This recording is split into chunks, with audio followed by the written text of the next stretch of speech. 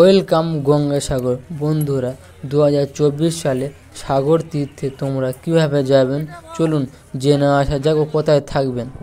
আমি এখন যাচ্ছি টোটো করে ভেসাল ঘাটে। গাইস, তোমরা যদি বা কলকাতা থেকে আসো তাহলে তোমরা শিয়ালদা থেকে ট্রেন নেবে এবং লোকাল ট্রেন কন্টিনিউ চলে এবং সব সময় চলে। গাইস, এনি টাইম প্রত্যেক দিন চলে।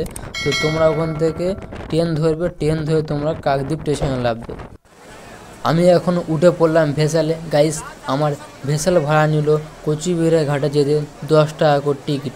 তো গাইস, তোমাদের কত নিয়েছে অবশ্যই আমাকে কমেন্টে জানাবে যে যদি তোমরা গঙ্গাসাগরে গিয়ে থাকো। আর গাইস, তোমরা এই ভেসাল করে ওপারে যেতে যেতে তোমরা দেখতে পাবেন অনেক বড় বড় বিশাল বিশাল টাওয়ার। গাইস, তোমরা এই ভেসাল থেকে অবশ্যই এই জিনিসটা অবশ্যই লক্ষ্য রাখবে যে কত সুন্দর লাগছে। তো গাইস, আমরা এখন ভেসাল থেকে কচুবিহার ঘাটে চলে এসেছি। আর তোমাদের বলি যে লাইনে বেশি ঠেলাঠেলি করবো না, কেননা গাইস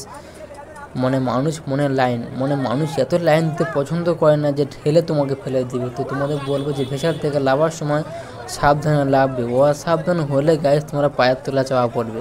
তো সবসময় ভেসাল থেকে সাবধানে লাভবে এবং সবার লাস্টে লাভবেন, ঠিক আছে গাইস? তো আমি ভেসাল থেকে নেমে পড়লাম। তো গাইস, আমার এই গঙ্গাসাগর মেলায় প্রথম যাচ্ছি, কেননা গাইস এর আগে কখনো আমি যাইনি। সব সময় ভিডিওতে দেখেছিলাম যে গঙ্গাসাগর মেলা। গাইস, এই সবে প্রথম যাচ্ছি এবং গাইস তোমাদেরকে সমস্ত এই ভিডিওতে দেখাবো কোথায় যাই এবং কী করি এবং কোথায় কোন জায়গায় গিয়ে থাকি এবং কোথায় কোন জায়গায় কত টাকা নেয়।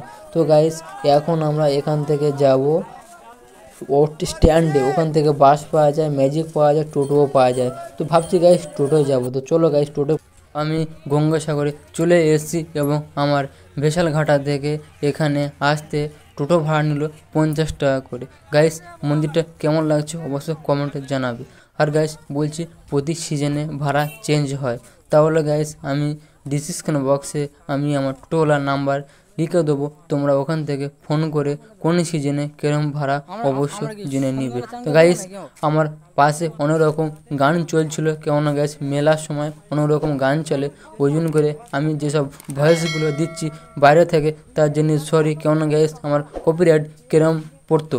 তো গাইস চলো, এই হচ্ছে গিয়ে সাগর দ্বীপের সাগর দর্শন। তো গাইস দেখো কত সুন্দর ঢেউ আসছে এবং এখানে তোমাদের ঘুরতে অনেক অসুবিধা হবে না, কেননা গাইস এখন শীতের সময় তোমরা আসবে জলে লাভতে ইচ্ছাই করবে না। তবে গাইস তোমরা যদি লাভো তাহলে অবশ্যই সাবধানে লাভবে, কেননা গাইস এখন জল ভীষণ ঠান্ডা। তো গাইস তোমরা সবসময় অসাবধান হবে না, অসাবধান হলে তোমরা সাগরে তলিয়ে যাবে। ওই জন্য সবসময় কাছাকাছি থাকবেন।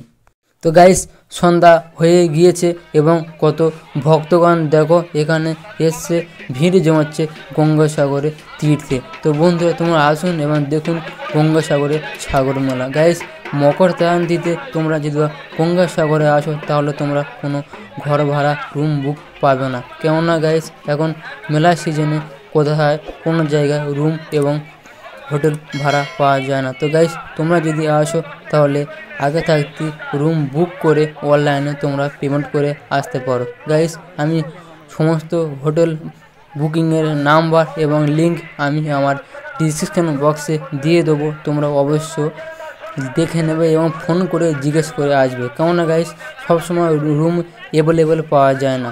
তবে গাইস অফ সিজনে এলে তোমরা রুম পাবে, না হলে গাইস সিজনে এলে তোমরা রুম বুক পাবে না। গাইস, আমি এখানে একটি কপিলমুনি মন্দিরে আসা সামনে একটি গাইস চাতাল আছে, ওখানে ছিলাম। গাইস, ওখানে থাকলে তোমাদের ফি, তো ওখানে বড্ড গ্যাঞ্জাম হয়, কেননা গাইস চাপাচাপি।